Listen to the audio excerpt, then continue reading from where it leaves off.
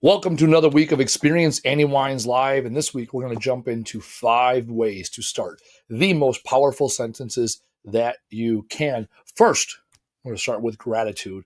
I am grateful, so therefore I like to share my gratitude with the world. Last week, I had the opportunity. Every year, I do a retreat with my Vistage CEO Roundtable. So it's a group of 14, 15 CEOs. We meet monthly for about 8 hours, one Friday a month. We've been getting together, like I said, 4.5 years. People have come and gone, and every year we do an annual retreat. This year we went to Key West, Florida. Last Wednesday, I got back in town late last night. And between the people on the retreat, 12 of us total, plus some spouses, there's about 20 in our group. And I'm extremely thankful to have a group of growth-minded business leaders here in the Milwaukee area that value me for who I am. They value me for my vulnerability, my perspective on the world. I am great when I'm around them, and I'm grateful for them because they bring out that greatness in me. They accept me for who I am. They challenge me for who I want to be, and they ultimately are a big reason why I am here today. So I'm extremely grateful that I had the opportunity to take off a few days. So I'm grateful for our team to run the business back here in the rear. I'm thankful for the fellow CEOs to embrace me and accept me for who I am. And I'm grateful that I've been in this position in this world where I can run a business and own a business and be part of a group of people like that. And my challenge to you is find your tribe. Earlier today, I said to my group of during our leadership meeting that I'm about 90% right now of people that I spend my time with are in my tribe. 90% of the people I associate with are pushing me to be 10x and live a 10x life versus a 2x life, which is a great book I read recently. 10x is easier than 2x. And you're joining me today. You're part of my 10x people, the people that are pushing me to be the person I want to be. So I'm grateful for all the people in this world that continue to challenge me and push me. Order of Business Podcast Town has an event coming up in October. The link in the description is Friday morning, 9 a.m. I'll be going on stage and doing Andy Weins Live. I'll be interviewing a woman who does whole health wellness, and we're going to be talking for 45 minutes to an hour all about whole health wellness. So she focuses on the body. I'm focused in the body and kind of the mind. I'm certainly focusing on the mind and the soul. So October 4th, 9 a.m. here in Waukesha, Wisconsin, to come see me doing this show live and then other podcasters throughout the day. So the link is somewhere. Taylor will put it up there if he hasn't already. All right, let's talk about what we're going to talk about today. 5 ways to start a sentence. So as we know, I wrote a book, Words Fucking Matter, because they do. And one of the first things I did in the book, I said, okay, let's have a glossary, and let's call it the anti-glossary. And instead of being at the back of the book that we reference, let's put it in the front of the book, because once we talk about these words, we're never going to talk about them again. And of the 13 shit words or phrases, one of the sections is I can't, I won't, I don't. And so the inverse of that is I can, I will, I do. Obviously, very simple there. And yet there's so much more that we can do when we start powerful sentences about us. I had this conversation over the weekend during my retreat. We were talking about showing gratitude. We were talking about being thankful and not saying I'm sorry. And also express our emotions. And often what we do is we make it about the other person because we want to give first. And then we bury the lead. We bury our feelings. We bury what's most important to us. And I've realized over time, the more I give of myself, the more I make it about me, I'm being selfless. I'm giving more of me to the world. I think about that, and I think about a book I'm starting to read this weekend. I started it yesterday, and I'm already almost halfway done with it because it's an amazing book, The 4 Agreements. And I've known about the 4 Agreements. I've seen the 4 Agreements, and I finally took time yesterday on the plane to dig into and start reading the book. And the first agreement of the 4 Agreements is to be impeccable with your word. And it reminds me of Jordan Peterson, 12 Rules for Life. Rule number 10 is to be precise in your speech. And so these two things correlate with what I say, which is words fucking matter. And I thought over the weekend, I put a note in my ongoing notes a few weeks back about how to start sentences so they can be powerful. And so here are the 5 ways to start sentences. I am. I feel. I know. I want. And I will. Last week, I was talking about the Chads of the world. I was talking about the closed-minded, narrow-minded, small-minded, ultimately fixed-minded people that are surrounding us and what they put on us.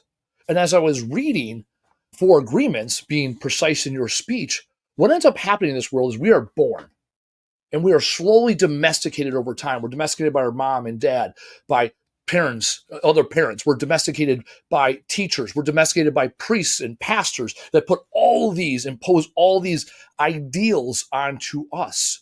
And what will end up happening is we get domesticated and we ultimately lose our identity.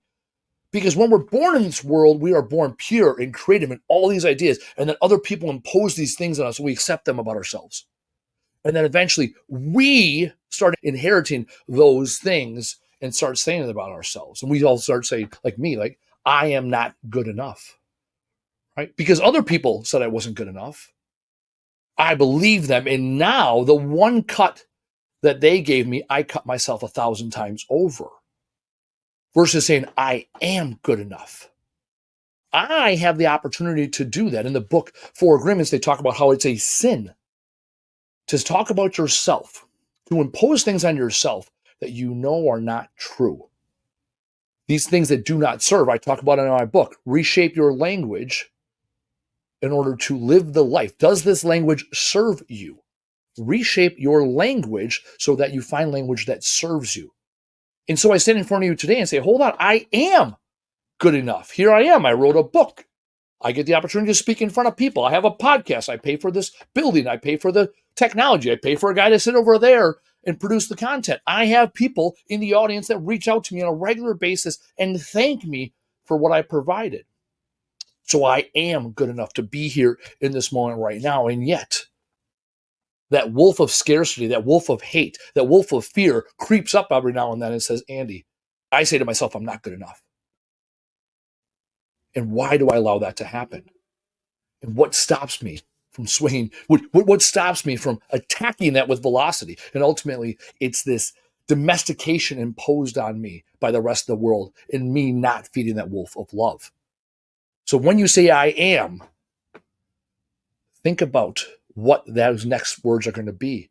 Do those words line up with your why? Do they line up with your unique ability? Do they line up with your goals and dreams and aspirations? And when they do not, look into that. Why is that happening? Why are you talking down yourself? Why are you feeding yourself poison when you have the opportunity to stand up for who you are and speak up? Right? I am, therefore I matter.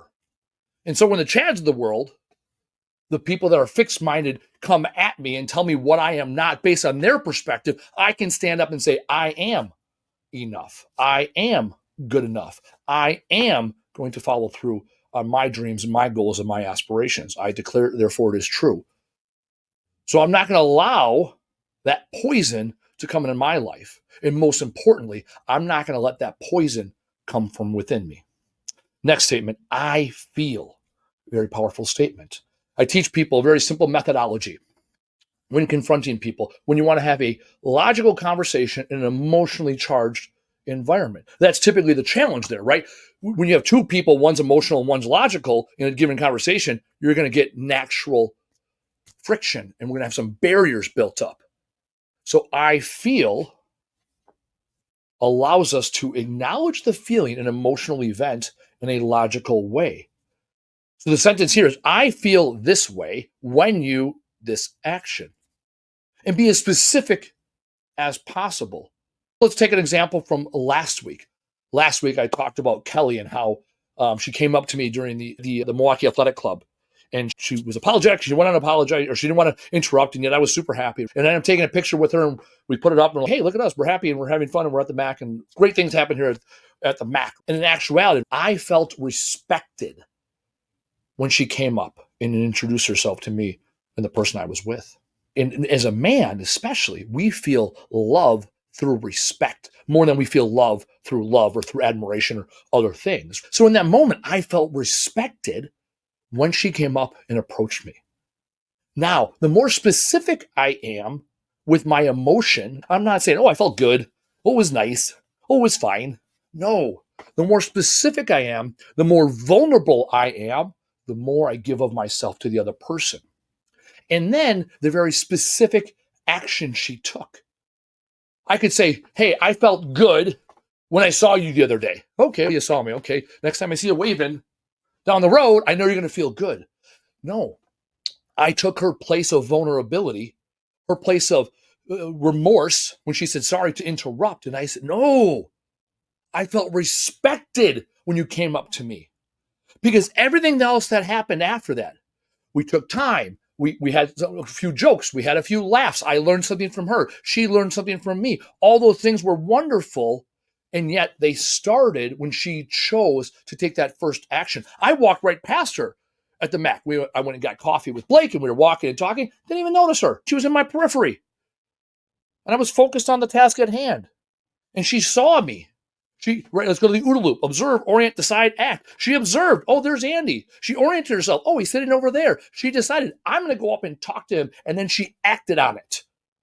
And with a beautiful moment because of it. She has now contributed to my life. She has created that'll find its way into my newest book. And so I make that very specific. I feel respected, and I felt respected when you came out and approached me.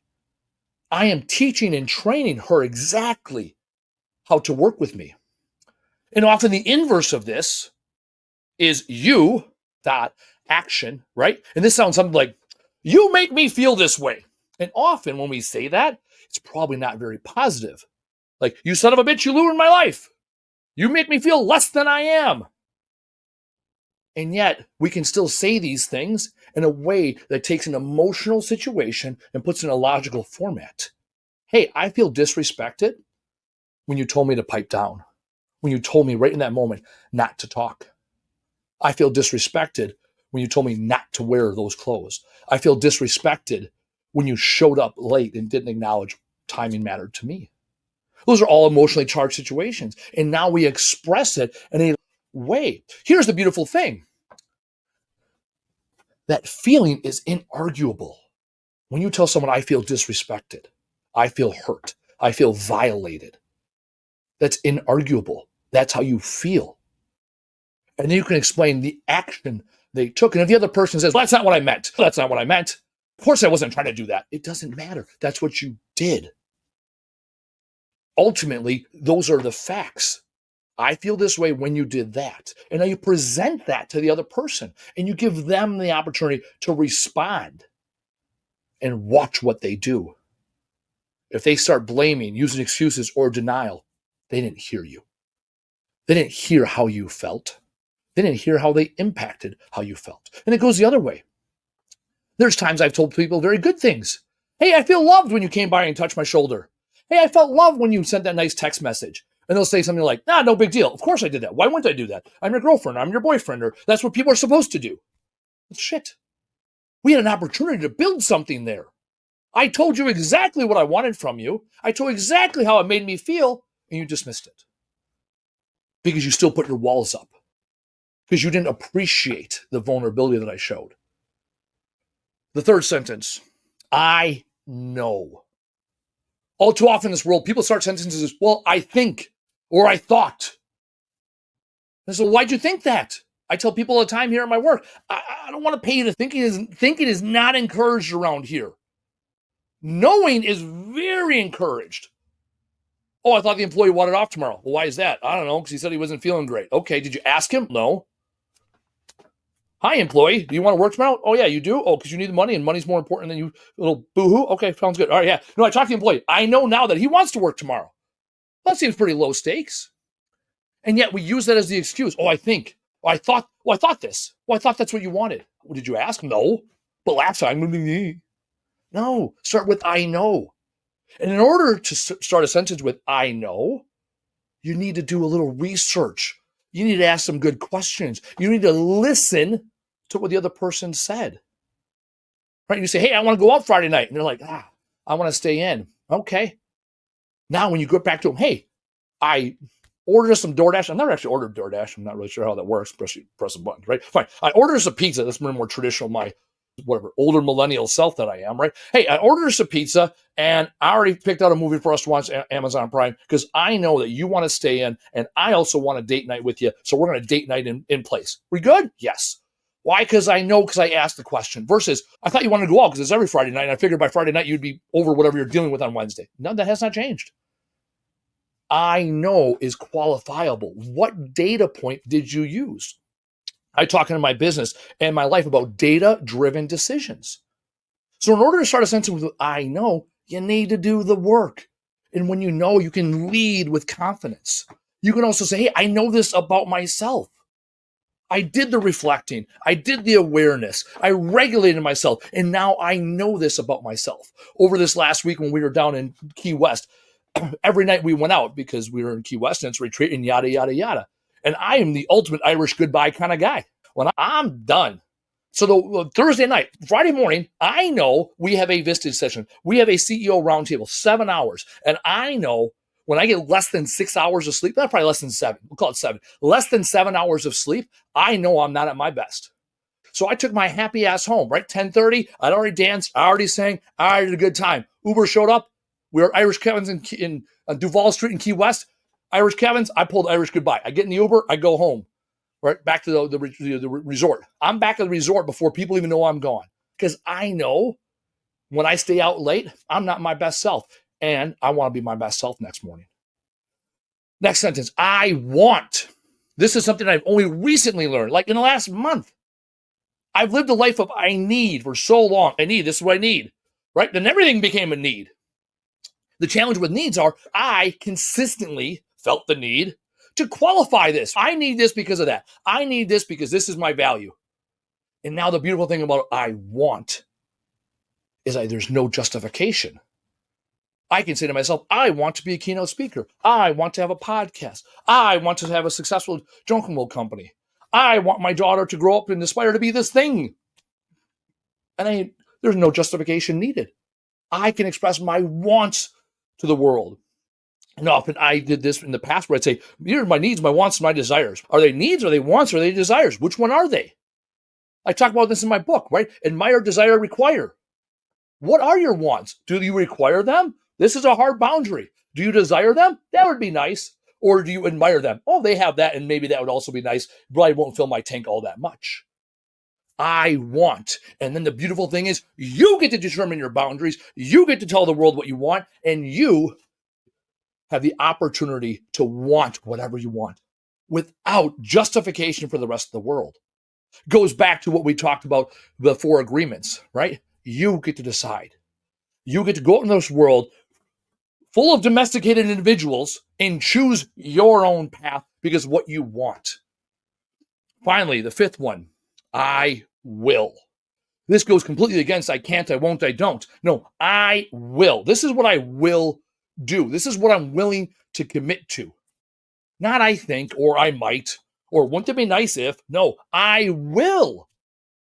You are clearly stating your path. You are letting others know this is where I am going. Last week on Tuesday, I had the opportunity to not do my podcast because it wasn't Monday and the day was running late and I was leaving for Florida the next day. No, I will put out weekly content because it's best for me. That's what I will do. I will be here for the audience. I will respond to people. I will give people my best. And now I've declared it, and therefore nobody can come up in this house and tell me otherwise. This is the opportunity, ladies and gentlemen. You have the opportunity to take control of your life with the language you use in your own head. All of these processes can be done right within you. And once you start doing that thing, then you earn the opportunity to tell the fucking world, I am this. I feel this way. I know this with empirical data. I want these things regardless of why. I will do these things to accomplish my goals that I decided for myself. Once you've decided, once you've told the world, then you get to go show the fucking world. I am this. And when people come in and disrespect your boundaries, when people come in and question you, when people project onto you and bring their fixed-minded bullshit, you have an impenetrable wall of who you are, what you will do, what you want, what you know, how you feel. And that, ladies and gentlemen, is the power of I statements. I am grateful you joined me this week.